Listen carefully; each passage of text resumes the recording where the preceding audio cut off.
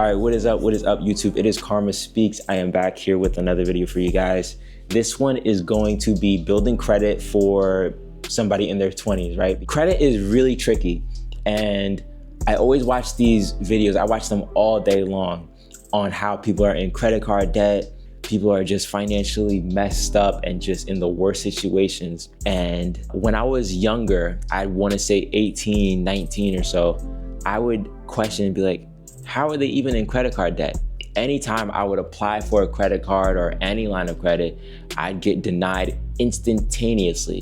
So I never understood, how could anybody get into credit card debt? I don't get it. Like, how can I'm not even able to get approved for anything. Truth be told, it is really hard. And there are a couple of things that they don't tell you about building credit and how credit actually works. I just want to reveal some of those things. If you're 18, 19, 20, and you want to start to build your credit and you want to leverage credit, whether it be to invest in real estate, gain capital for, building a business, gain capital for, again, real estate. Maybe you want to, do like Turo and purchase cars to rent out to people, all that kind of stuff. You need credit for that, and credit is an amazing thing to leverage. But if you don't know how to use it, obviously you can mess yourself up and get yourself in a very bad position. Again, it's tricky, but once you understand what the banks are looking for, then it's gonna be just a time game. So the first thing about credit is that if you're unlucky like me and the banks are just denying you for absolutely everything, first thing you should know is that a lot of inquiries are a no-go with banks. So if you've applied for 3, 4, 5 credit cards and they all denied you, the banks after that are still gonna deny you. You need to get them to trust you. And the way to do that is by getting a secured credit card or being an authorized user on somebody else's credit profile, right? Another way would also be having a co-signer for certain things, such as a car or something like that. That'll also help build your credit. But the main two are secured credit cards and being an authorized user on somebody else's credit. Now, with the secured credit cards, if you're young, obviously it may be really tough to put a lot of money into it. I know that when I got my secured credit card, I put $250 to it or something like that. And after, I wanna say 3 to 6 months, I went onto Experian, I think, and I saw my credit profile and it said that I had maybe a 690 or 700, and I was like, oh snap, I got a 700. You don't have a 700. You have a pseudo 700, what I like to call it. With your credit profile, you may see a number, but if there isn't really much backing that number, it really means absolutely nothing. So you might have a 700 or a 650 because that number really means nothing, right? The number is a base point to look at, but when these creditors and lenders actually look at your credit profile, they're going to look for, okay, what is your credit limit? How much access to credit do you currently have? If you have $250 worth of access to credit, that's absolutely nothing. But if you have 10K in credit, that's something to actually start to look at. You might get approved for a car with a halfway decent rate. It's gonna be hard to put up a lot of money towards a secured credit card, but the more money you put down on that secured credit card and you hold on to it, the better it's gonna look on your credit profile. So imagine if you put $2 grand down on a secured credit card, that's gonna look phenomenal when you're using it. One, you're gonna keep your utilization below 30%, but also they're gonna see that and say, oh wow, he has a line of credit for $2,000. Yeah, let's lend him some more money. And the good thing about secured credit cards, for the most part, they graduate to an actual credit card and then you'll get your money back. You just kind of got to be patient and wait maybe 6 months to a year or so. I think it took me a year before they gave me back my $250. But after they gave me my $250, then they raised it up to $700. And at that point, I already had other credit cards, but it was still pretty cool out of nowhere to get a deposit of $250 into my account. And then now I have a raised credit limit of $700. So that's the first thing, is figuring out the secured credit card play. And then the authorized user, you just have to find somebody with good credit already, and you got to do your part and they got to do their part. If they're making risky plays like purchasing, properties and purchasing cars and all this other stuff, Unless they're really making money like that, you might not want to, have them be the person that's authorizing you as a user, just because they're doing too much. Yes, they're doing a lot that may build a very strong credit profile, but if their life is run off of credit and lending, then they don't really have anything. And that means, say they lose a job, or currently a lot of federal employees are getting laid off because of Trump and everything like that. Imagine you get fired or laid off and now you have no income and your life is living off of credit. You have a $700 car payment, which is like around the average.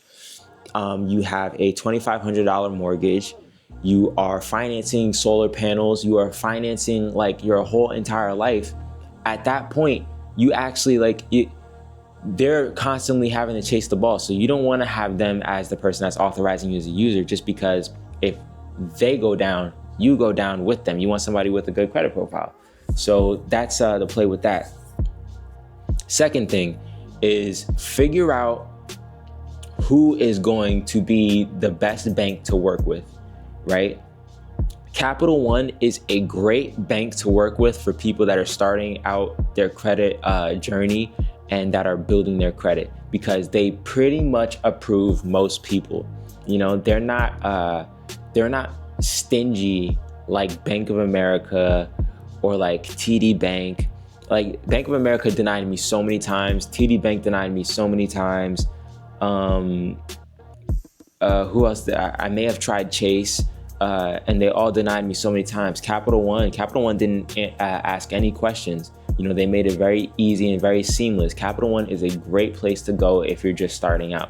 Another great starting point would be some of those credit building cards, like the Built card, the Chime card, where it's basically a debit card, but instead of just being a debit card, it reports to the credit bureaus, and now you basically show a credit profile through a debit card, if that makes sense.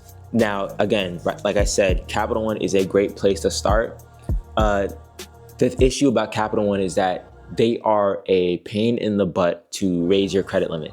So after, say, 6 months or so, 3 to 6 months, or maybe even a year, when you ask for a credit limit increase, they're just gonna keep denying you. And there are YouTube videos on people explaining how to get around it. But from what I hear, it is just the most impossible thing to do to get your credit limit increased with Capital One. They're just hard-headed like that. Now, when you start your Capital One credit cards and when you start your journey, you're gonna try to get as much access to credit with Capital One. Do your due diligence, stay under 10% utilization, pay it off at statement date, and then just keep doing that. Then you wanna go to a reputable bank, right? So make sure you don't have too many inquiries and too many lines of credit yet, preferably under 4, I think, or 3. Then you're gonna wanna go to Chase, because Chase has a certain rule where you can only have a certain amount of inquiries or lines of credit with TransUnion within the past 2 years or something like that. So then you want to go to Chase, because having a JP Morgan credit card is an amazing thing to have. So you're going to go to Chase, you're going to get a Chase card. And then on that same day that you get these credit cards, right, you're going to get a Chase card, and then you're going to apply for a Bank of America card. Yeah, whatever bank that you choose, you're just going to apply for these credit cards. And a way to also raise your approval rate probably would be to apply to different cards that pull from different bureaus, right? So one card might pull from TransUnion, but another card might only pull from Experian or from Equifax, right? So if you can look up which card or which bureau each card is gonna pull from, you're gonna pull this one, you're gonna do this Chase one from TransUnion, this Bank of America one from Equifax, and then this other one from this other bureau, right? I don't know which one is which, but that's what you're gonna wanna do so that you have a higher approval rating, Don't quote me on that, but that's my understanding of it. Now, another credit play that they don't really teach you or they don't really talk about, just like a secured credit card, you can get something called a secured loan, a pledge loan, any type of loan, installment loan that is secured by cash that you have on hand, right? So what I did personally, and I just did this the other day, I opened a Pentagon Federal account, and then I deposited $250 into that Pentagon Federal account, and which you could, do anything above that. I just chose to do it just because I wanted to try it out first. So I deposited $250 into my Pentagon Federal account, left it in the savings account, held it there for 30 days. After 30 days, you can call them up. You have to call them. You can't do it online, but you have to call them and say, hey, I want to open a secured loan. And then they're going to take the amount that you have in savings, use that as collateral, and now you have your loan. And so over the next 6 months, over that 6-month term, you're going to pay off that loan every single month, which is going to build up your credit profile by adding an installment loan. Because if you're like me and you buy used cars off of, private sellers and you don't really finance anything, then all you're gonna have is just credit cards. And that is another sort of weak point with your credit profile, right? When you go onto Experian or something, you're gonna see that Mix is one of them. So a lot of times lenders are gonna wanna see credit cards, they're gonna wanna see an installment loan, they're gonna wanna see an auto loan, they're gonna wanna see a mortgage. And so of course I can't do all of those. I can't get an auto, let me not say I can't get an auto loan, but I'm not gonna get an auto loan and I don't have a mortgage yet. So now I'm only limited to 2, credit cards and those sort of personal installment loans. So I got the installment loan and I'm gonna pay it off, and then maybe say a year down the line, I'm going to get another one. All this, and the reason why I'm doing this, I'm getting all this credit, or I'm trying to get this access to this credit, is because when I purchased this investment property, right, no matter what loan I use, whether it's a DSCR loan, hard money loan, FHA, 203K, conventional, whatever loan I get, I also want to have access to capital to get myself out of a pinch if I have to. So say I'm in a position where I was only able to purchase the cost of the property. Say I spent $100,000 to purchase the property, straight cash, what I have, and now I need money to renovate it. If I don't have a portfolio of previous flips that I've done, then I'm going to have to find another way to get some creative financing. There's tons of ways, but I'm gonna have to get creative. One of the ways that you could do is, if you have a lot of access to credit, you can open a line of credit, a credit card or a loan or whatever. A lot of credit cards, 0% for 18 months. You get a credit card with a limit of $50,000. You could use that credit card on all the renovations, paying your contractor, and then at that point you can flip the property, pay off the credit card, 0% interest, and then take your profits. That's how I'm personally, that's the reason why I'm personally building my credit. You could use it for whatever you wish. You could purchase auction cars and then have them on Turo. You can purchase salvage title cars and then just have an entire fleet. You could purchase trucks, you could purchase vans, rent them out to construction companies, to roofing companies, whoever it is. These are all things that you could do. These are all business plays that you can make, and these are all things that I've thought of personally, where it's like, money makes money, right? Money makes more money.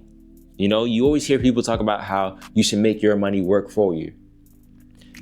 If you have a limited amount of money, you're limited on the amount of money that you can make. But if you have access to other people's money, that is something called more leverage.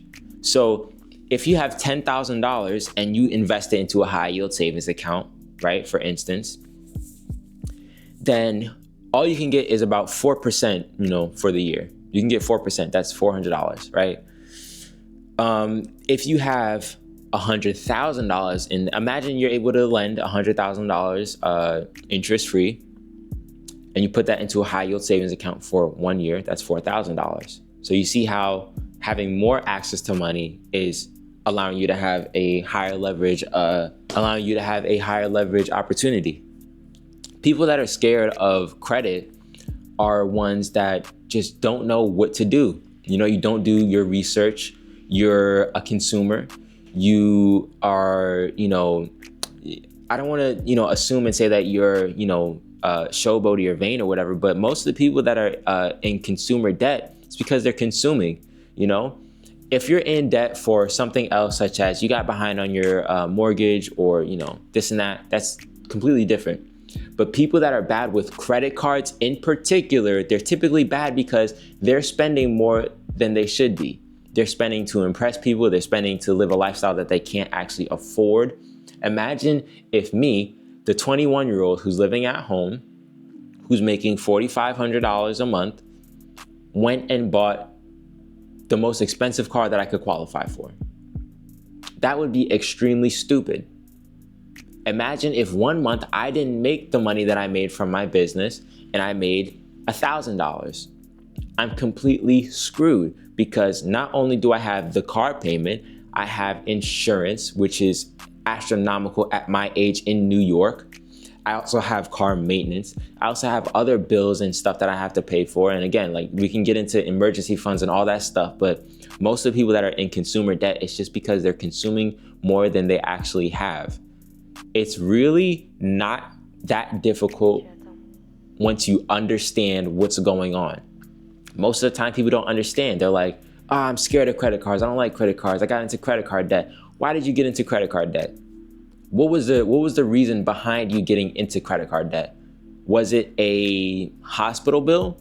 Because that is understandable. You didn't have, maybe you were in hard times and you didn't have health insurance and you had to, use a credit card to pay for it. That's one situation. But if you're doing it, if you're, using credit cards because you think it's free money and you can finance a field trip or finance a vacation or finance a car that's too expensive for you, credit is not bad at all. Credit is great. Credit is great because you could leverage credit like hell. Pardon my tongue, you could leverage it like hell. So credit is phenomenal. If you're irresponsible, stay away from it. But if you have enough self-control to leverage the credit, it's the best thing for you. So, if you're in your 20s and you're looking to build your credit, try those things out. Secured credit card, Capital One credit card, and then you want to hit up Chase, get those other Bank of America, credit union secured loan, and then you'll be in a position to probably get approved for most things at that point. Once you have access to about, I want to say 15, 20,000 in credit, just with cards and things like that, you'll be in a pretty good spot. I won't lie to you, And then imagine, having access to like very large loans, 50K for a loan, 100K for a loan. You're going to be in a phenomenal spot. You'll be able to cover most things. You'll be able to cover any renovation. So that's all I got for you guys. Appreciate y'all listening to me.